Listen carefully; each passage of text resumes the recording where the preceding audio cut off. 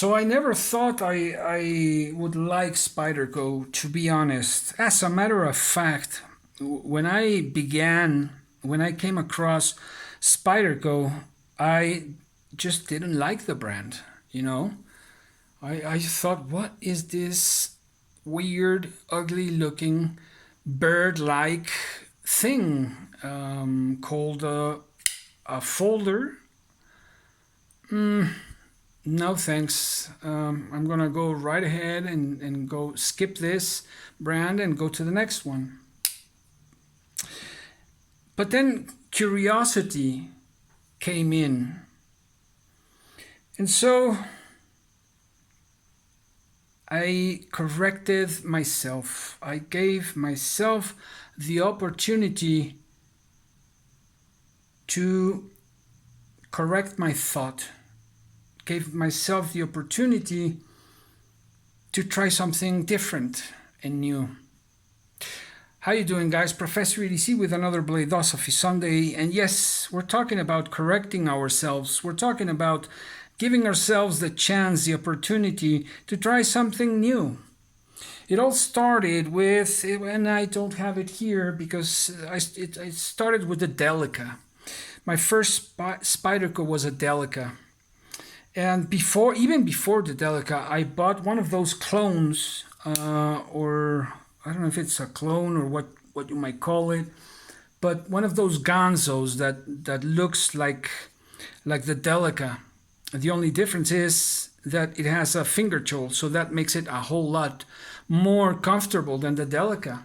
So I never got used to the Delica, and so really don't like the Delica. I know it's a great knife, but not for me. After the Delica, I went on and bought the blue FRN Manix in CTS BD1 or BD1N, something like that. And I enjoyed very much the ergos on this thing. It was very comfortable, but it had a huge fault, at least for me, and that was the spine. It was just too slippery, so slippery that I had to sell it. There was no way, for me to be opening and closing that knife comfortably with such a slippery spine. And so when I finally bought this, which was a long time after, when I finally thought of giving the Manix another opportunity, and particularly the Maximate Manix, because I had the all blacked out Manix in S30V, and I loved that thing. I wish I could have that again. But anyways, I got the Manix in Maximate, and what did I do? Oh yes, I carved my own jimping with Dremel, and that changed a whole lot. And I still like this knife very much so.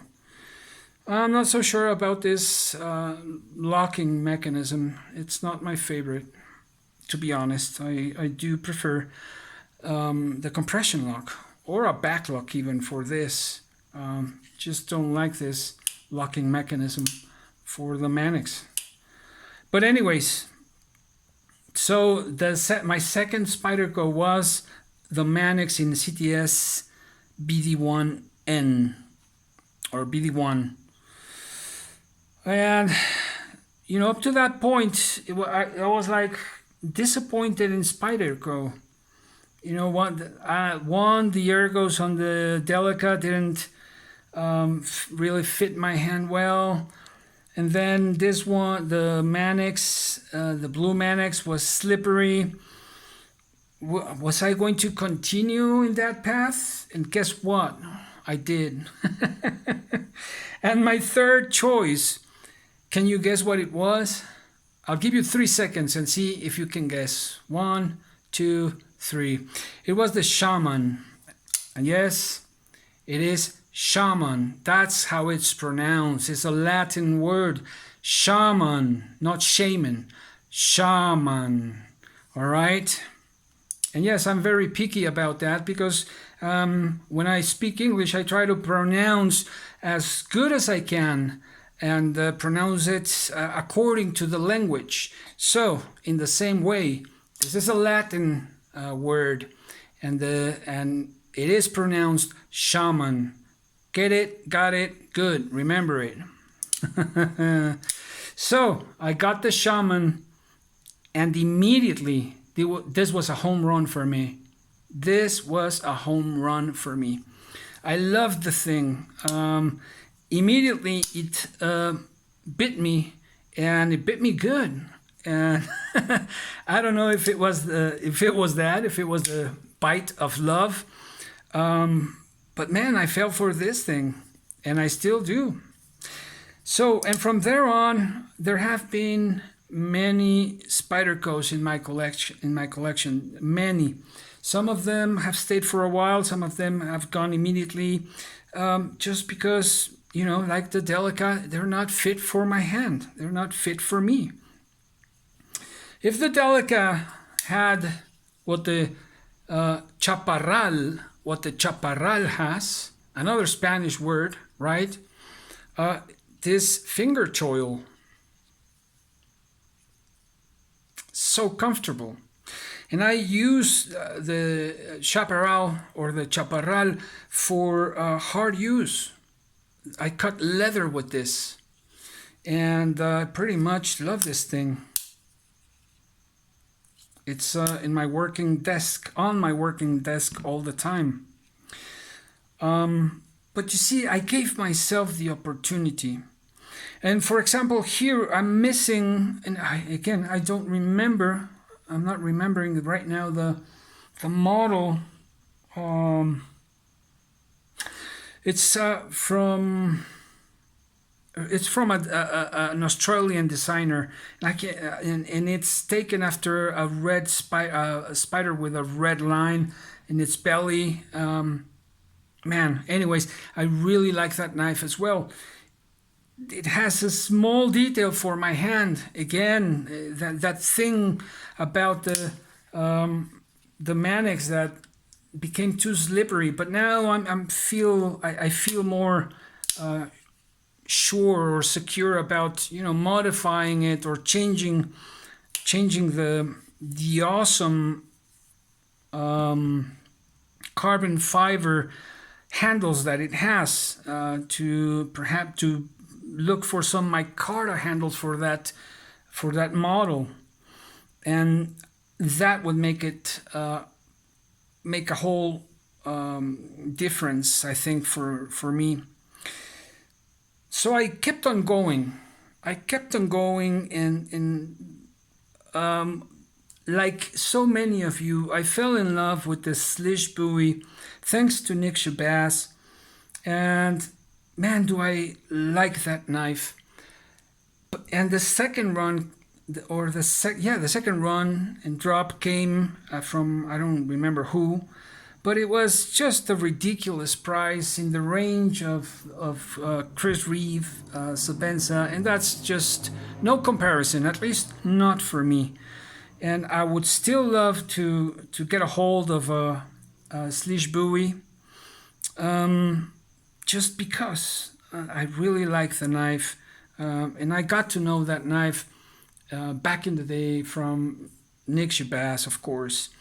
But I did get a Martian Slish Bowie. I mean, Slish, the Spidey chef from Martian Slish. And man, do I love this thing. Titanium, a great steel, LC200N, just design, that design language that we can start recognizing at times from different knife makers, right? And at a decent price. The PM2 took me a while, and of course I had to choose the Blurple, of course. And right now, you know, the PM2 is competing. I have it in a competition in a luchas with the Manix 2, the Stretch, CDP 189, and the oh my god, Endura, the Endura. So I had the BG10 at hand, and this one was I had it at home, and so I started off with the VG10. Anyways, that's what it is. I'm just testing out not so much the steel, but the performance, the cutting capability and the slicing capability. And so I started looking at designers, right? These collaborations with Slish, with how about Gail Bradley, one of the classic looking, nicest designs that Spyderco has, and on top of that in M4, one of my favorite steels, just a fantastic steel. And what a model this is. There's just one thing I don't like. This supposedly carbon fiber handles, inlays, whatever, which if I keep this one and I have kept this one for quite a while, but you know, I'm thinking of changing this carbon fiber. I don't know why they still use it. It's just just makes it you know. And another designer, and this was something that unfortunately I made a trade, and I trade one of my TRM atoms brand new to this person, and I will always say his name because in order to prevent other people from to falling in a fraud with him, Matthew Fish. Well, he took me off guard. And while I sent him a brand new TRM atom, he sent me a all scratched up blade. There you can see the fool washed the blade with, it seems like the green Scotch-Brite, so he doesn't even know how to use a freaking knife. Man, if I found that punk in the street, he would meet another side of the professor, not so kind one. But anyways, we're talking about correcting ourselves, and so I correct myself. And violence is not the way. It's not the only way. Sometimes it might be the only way, but unfortunately, but I think if we give it just a bit of thought and try to open our minds and make our minds more flexible, you know, as we get older, and this is scientifically proven. Our minds tend to get stuck. Our minds tend to get to stiffen, and as long as we keep our minds flexible, that's going to keep our minds in a healthier state. And so I gave this weird bird-looking company a chance. And I don't regret it. I don't regret it at all. As a matter of fact, that first mistake became a good choice in the long run. So, which one is your favorite, Professor? That is a story for another video. But I hope you like this one, and I hope we can continue to correct ourselves and make our lives, because that's the point, right? if we correct ourselves, is to make our lives better and make the lives of other people around us better. Hope you guys enjoyed it. Professor EDC out.